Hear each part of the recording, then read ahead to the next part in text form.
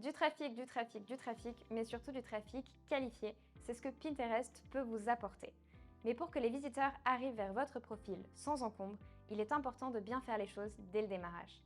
Je suis Julie, créatrice de contenu certifiée Pinterest, et aujourd'hui j'accompagne les marques dans leur croissance sur ce réseau à travers une formation et du coaching.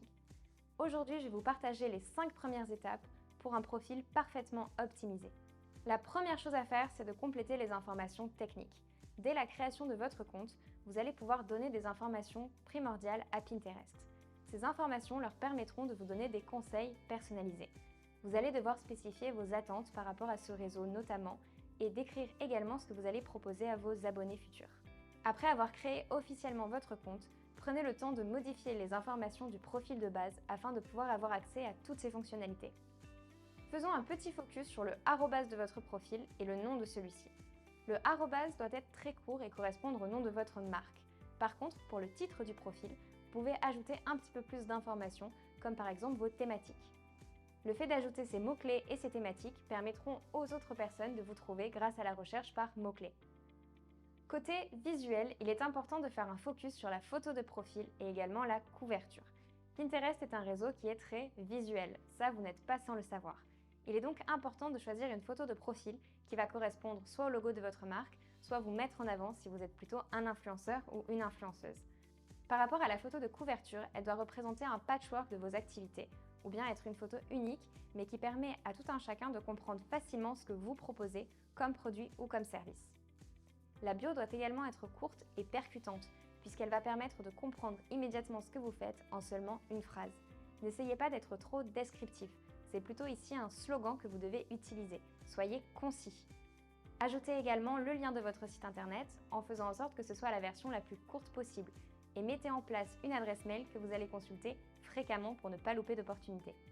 Il est maintenant temps de revendiquer votre site internet. Revendiquer votre site internet est primordial puisqu'il permet à la fois aux clients de trouver votre site, mais aussi de bien noter tous les analytics qui vont remonter sur Pinterest, ce qui est primordial aujourd'hui lorsque l'on veut analyser les effets de Pinterest sur son site internet. Il permettra également aux visuels uploadés par d'autres utilisateurs d'être reliés automatiquement à votre compte. Sur Pinterest, il n'est pas forcément possible à tout un chacun de mentionner votre marque. C'est une demande que vous devez faire, c'est simplement une case à cocher en fait dans l'organisation de votre profil. Pensez donc à le faire pour que les utilisateurs qui utilisent vos produits puissent créer du contenu promotionnel en votre nom. C'est également dans cette partie du tableau de bord que vous allez pouvoir choisir de recevoir ou non des messages et donc du coup de pouvoir échanger avec votre future communauté. Enfin, il est temps de créer des tableaux. C'est carré, il n'y a rien qui dépasse. En réalité, un tableau va vous permettre d'organiser complètement votre profil et va surtout permettre aux visiteurs de comprendre rapidement ce que vous proposez et de trouver leur bonheur dans vos tableaux. Il est important de ne pas choisir des tableaux qui soient trop descriptifs et trop nichés. L'objectif n'est pas d'avoir 150 tableaux avec 2 visuels dans chacun d'entre eux. Bien au contraire. On va privilégier d'avoir des visuels qui soient regroupés dans des thématiques assez génériques. Sachez que vous pouvez créer des tableaux, mais également des sous-tableaux un peu plus descriptifs. Par exemple, si vous êtes une marque de mobilier, vous pouvez créer un tableau qui sera salon et le décliner à l'intérieur avec des tendances. Mais vous pouvez également choisir d'avoir des tableaux de tendances. Ce qui est important à savoir sur Pinterest, c'est qu'un visuel peut être rangé dans plusieurs tableaux. C'est donc à vous de choisir comment vous souhaitez compartimenter vos produits et vos inspirations, mais sachez que tout est possible. Il est également possible par la suite de venir supprimer des tableaux et de réorganiser ces derniers. Vous voyez donc un champ de possibilités s'ouvre à vous.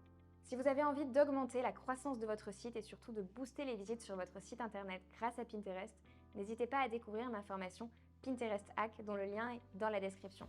Pensez également à vous abonner à cette chaîne et n'hésitez pas à me dire en commentaire l'ensemble des questions que vous pourriez avoir sur Pinterest. À très vite!